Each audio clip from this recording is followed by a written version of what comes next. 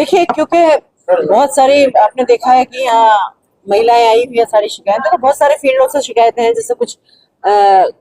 जिसमें अगर कहा जा सकता है कि मोस्टली तो घरेलू हिंसा के ही है, जितने भी ज्यादा हैं उसमें तो आ रहे हैं यहाँ सब उनसे संबंधित सब जितने भी क्षेत्र है यहाँ उनके सब थाना अध्यक्ष यहाँ बैठे हुए हैं हमारे साथ। सारे उनसे संबंधित सब अधिकारी बैठे हुए हैं, लेकिन सारे क्षेत्रों से है थोड़ी थोड़ी प्रॉब्लम जिसकी भी है,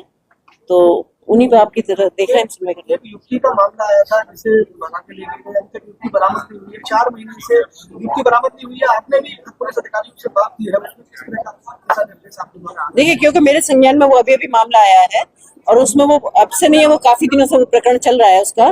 कि उनकी क्या प्रॉब्लम है। तो अभी मैंने वहाँ के थाना अध्यक्ष से भी बात की है, उन्होंने भी मुझे बताया और उसमें कहा है कि मैंने जो भी किसी भी तरह से अगर उनकी कहीं जानकारी में कोई कमी आ रही है या वो जो वहाँ मतलब किस वजह से उनको लड़की नहीं मिली है या उनके साथ और भी जो प्रॉब्लम है वो कैसे दूर नहीं हो रही, मैंने अभी थाना अध्यक्ष से रिपोर्ट नाराजगी भी जताई थी कि 4 महीने में आखिर क्यों बरामद नहीं हुई, इस पर किस तरह का एक्शन है? अब उनका कहना कुछ और था कि वो लड़की को लड़की का चाचा बेच देता है, बार बार ये होता है पर मेरा मानना यह है कि बार बार कैसे बेच देता है जब वो एक बार जाके भी वापस ही नहीं आई है, तो लड़की को कैसे बेच देता है। तो मैंने रिपोर्ट मंगाई है उनसे, वो रिपोर्ट मुझे देंगे तो मैं आपको बताऊंगा। महिला का जो मामला आया था जिसके बेटे ने बात की थी, वो क्या वो मामला ये है कि एक लड़का है घर में, वो नालायक किस्म का लड़का है छोटा, और उसने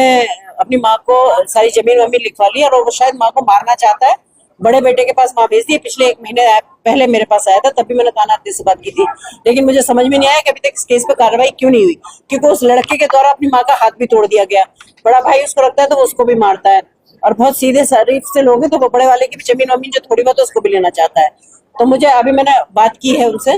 तो मुझे समझ में नहीं आया कि इसमें क्यों नहीं हुआ। मैं उसमें तुरंत संज्ञान लूंगी और उसमें अभी कार्रवाई कराऊंगी।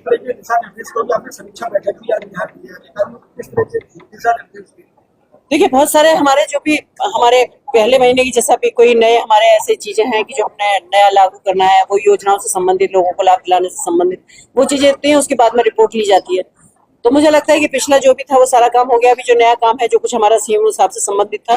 जिसमें एक तो ये अभी हमारे पास निकल के आया कि जो आकस्मिक जितनी भी घटनाएं होती हैं उनका जो मुआवजा टाइप मिलता है, तो वो लोगों को जनरली नहीं पता कि सरकार हमें कितना, जबकि मैं कहना चाहूंगी कि सरकार का हर फील्ड में हर किसी के लिए कुछ ना कुछ उसमें है थोड़ा। तो अभी बताया उन्होंने कि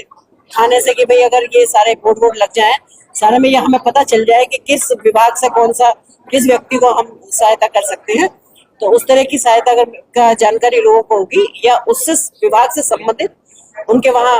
नाम और नंबर लिख जाए फोन के, तो ये होगा कि थाने में अगर कुछ इस तरह की घटना कुछ होती है और वहां से फोन जाता है तो उससे कनेक्ट होंगे और वो वहाँ उनका भी जो उनको सुविधाएं दिला सकते हैं वो दिलाएंगे मुआवजे से संबंधित। क्योंकि कई बार ऐसा होता है कि जब घटना घट जाती है उसके बाद बहुत थोड़ी सी छोटी छोटी चीजें भी बहुत बड़ा सहारा बन जाती हैं कई बार कई लोगों को। नंबर 2 था कि हमने अभी सीएमओ साहब से कहा है कि जो एज सर्टिफिकेट है, यह प्रॉब्लम थी कि जो बड़ी एज की महिलाएं उनके सर्टिफिकेट नहीं बन पाते और वो उनको कई बार चक्कर लगाने पड़ते हैं, तो उनके सर्टिफिकेट का हो। तो हमें सीएमओ साहब ने कहा है, आश्वस्त किया है कि हम इसके लिए भी